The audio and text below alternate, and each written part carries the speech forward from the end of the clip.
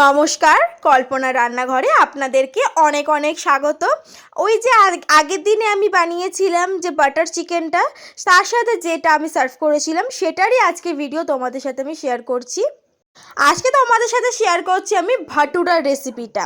এই ভাটুরার রেসিপিটাই আমি আগের দিনে বাটার চিকেনের সাথে সার্ভ করেছিলাম। তোমাদের বলেছিলাম যে আমি তোমাদেরকে ভাটুরার রেসিপিটা শেয়ার করব, তা আজকে তোমাদের সাথে এই ভাটুরার রেসিপিটা শেয়ার করব বলে নিয়ে এলাম। এই ভাটুরার রেসিপিটা দেখার আগে আমার চ্যানেলটা কিন্তু অবশ্যই একটা সাবস্ক্রাইব করে দিতে হবে, যাতে সবার প্রথমে তোমাদের কাছে আমার এই নতুন নতুন মজার মজার ভিডিওগুলো আগে পৌঁছে দেয়। এবার চলো আমি এখানে ভাটুরাটা কি করে বানিয়েছি সেটা তোমাদের সাথে শেয়ার করি। এখানে আমি নিয়ে নিয়েছি হচ্ছে ময়দা। এখানে আমি কোনো মাপ তোমাদেরকে বলছি না, তোমাদের যতটা মনে হয় তোমরা করবে সেই অনুযায়ী কিন্তু এটা নিয়ে নেবে। এখানে যে বাটিতে আমি ময়দা নিয়েছিলাম সেই বাটিরই এক বাটি অনুযায়ী আমি এখানে নিয়ে নিয়েছি হচ্ছে সুজি। এখানে কিন্তু সুজি লাগবে ভাটুরা বানাতে, তাই আমি এখানে নিয়ে নিয়েছি সুজি। এটারও কোনো মাপ আমি নিইনি, আমি এখানে জাস্ট ওই বাটিটা অনুযায়ী নিয়ে নিয়েছি এক বাটি। এখানে আমি সুজিটা দিয়ে দেব।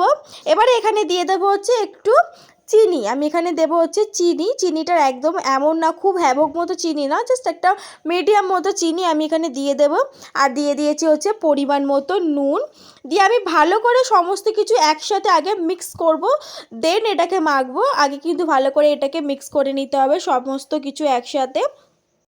ভালো করে মিক্স করে নেওয়ার পরে এখানে আমি আরও একটা জিনিস অ্যাড করব, সেটা হচ্ছে টক দই। এখানে আমি টক দই ইউজ করেছি, সেটাও আমি ওই বাটির মধ্যেই নিয়ে নিয়েছিলাম। তোমরা চাইলে এমনিও নর্মালভাবেও দিতে পারো। আমি এখানে দিয়ে টক দইটা দিয়ে আরও ভালো করে এটাকে মিক্স করে নেব। দিয়ে এখানে আমি তারপরে জল দিয়ে দিয়ে ভালো করে এটাকে মেখে নেব এখানে। এবার সমস্ত কিছু দেওয়ার পরে যেরকম আমরা ময়দা মাখি ওরকমভাবে কিন্তু এটাকে মেখে নেব।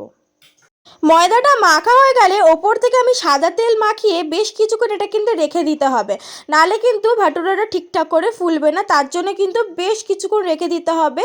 তারপরে রেখে দেওয়ার পরে এটাকে আমি ঢাকনা খুলে দেন এটাকে বানাবো। তেল দিয়ে ভালো করে মেখে নিয়ে ঢাকা দিয়ে রাখার পরে এখানে আমি ঢাকা খুলে আবারও ভালো করে এটাকে মেখে নেব। দেখো কি সুন্দর ফুলে গেছে, এটা ফুলে উঠেছে এটা কি সুন্দরভাবে। এবারে এটাকে আমি বানানোর জন্য এটা একদম রেডি হয়ে গেছে। এটাকে আমি এবার ভালো করে বানাবো। এটাকে ভালো করে মেখে নিয়েছি, এবারে বানাবো। এখান থেকে আমি লেচি কেটে নিচ্ছি একটা ভালো করে। এখানে হাতে আগে থেকে একটু তেল নিয়ে নিয়েছিলাম, তেলে ডিপ করে এটাকে কিন্তু বেলতে হবে ঠিক করে। এটা কিন্তু আমি যেরকম সাইজে বেলছি আমি কিন্তু ওরকম সাইজেই রেখেছিলাম। তোমরা চাইলে এটাকে আরও বড় করতে পারো, তোমাদের সাইজ অনুযায়ী এটাকে করে নেবে। আমি এতটুকুই রেখেছিলাম। এবারে আমি কড়াতে দিয়ে দিয়েছি অনেকটা পরিমাণ সাদা তেল। এটা কিন্তু একদম ডুবো তেলে যেহেতু ভাজবো তাই এখানে দিয়ে দিচ্ছি অনেকটা পরিমাণ সাদা তেল। সাদা তেল দিয়ে আমি এখানে দেখো তেলের মধ্যে ছেড়ে দিচ্ছি, কি সুন্দরভাবে জিনিসটা ফুলে আসবে। এটা কিন্তু ফোলার একটাই রিজন, এটাকে কিন্তু ভালো করে মেখে আগে থেকে রাখতে হবে, সঙ্গে সঙ্গে কিন্তু জিনিসটা মেখে করা যাবে না। দেখো আমার এক পিঠ হয়ে গেছে, আমি আর এক পিঠ ভালো করে লাল করে নিচ্ছি। কি সুন্দরভাবে এটা ফুলেছে, রাখার রিজনটা কিন্তু হচ্ছে ওটাই। তোমাদের সাথে আরও একবার শেয়ার করছি, দেখে নাও ভালো করে যাতে তোমাদের কোনো অসুবিধা না হয় জিনিসটা করতে। এখানে লেচিটা কেটে নিয়ে এরকমভাবে আমি সাইজ দিয়ে বেলে নিয়েছিলাম। তোমরা চাইলে যে কোনো আরও বড় শেপ করে নিতে পারো, আমি এখানে এরকম শেপেই রেখেছিলাম। দিয়ে আমি এটা গরম ডুবো তেলের মধ্যে এটাকে ভালো করে ভেজে নেব। এক পিঠ ভাজা হয়ে গেলে অন্য পিঠ ভেজে আমি লাল করে তুলে নেব। এটা একদম ফুলো ফুলো হয়েছে, যেহেতু আমি ওটাকে ভালো করে মাখিয়ে বেশ কিছুক্ষণ রেখেছিলাম, তার জন্য কিন্তু এটা এত সুন্দর ফুলো ফুলো হয়েছে। তোমরা আমার ভিডিওটা স্টেপ বাই স্টেপ যদি ফলো করো, তোমাদের এরকম সুন্দর একটা ভাটুরা তৈরি হয়ে যেতে পারে।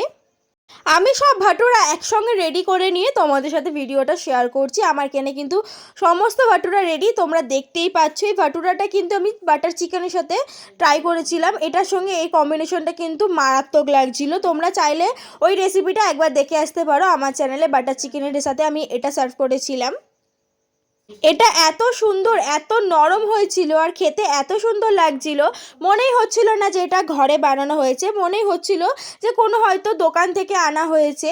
তোমরা যদি এই ভিডিওটা দেখো, আশা করি তোমাদেরকেও এরকম হেল্প তোমরা হয়তো পেয়ে যাবে। তোমাদের এই ভাটুরার রেসিপিটা কেমন লাগলো আমাকে কিন্তু অবশ্যই কমেন্ট করে জানাবে। তোমাদের যদি আমার এই ভাটুরার রেসিপিটা ভালো লাগে, চ্যানেলটা কিন্তু অবশ্যই একটা সাবস্ক্রাইব করতে একদম ভুলবে না। ধন্যবাদ।